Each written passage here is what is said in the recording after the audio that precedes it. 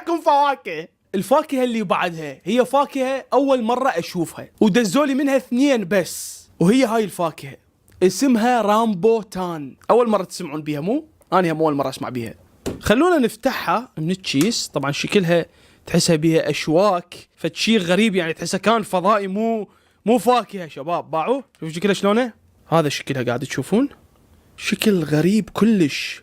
طبعا هاي الفاكهة جاية من ماليزيا، أصلها بماليزيا، يزرعوها هناك. خلونا نفتحها ونذوق ونشوف طعمها. ما أعرف يعني، المشكلة الفواكه الغريبة ما تعرف منين تقصها. بسم الله.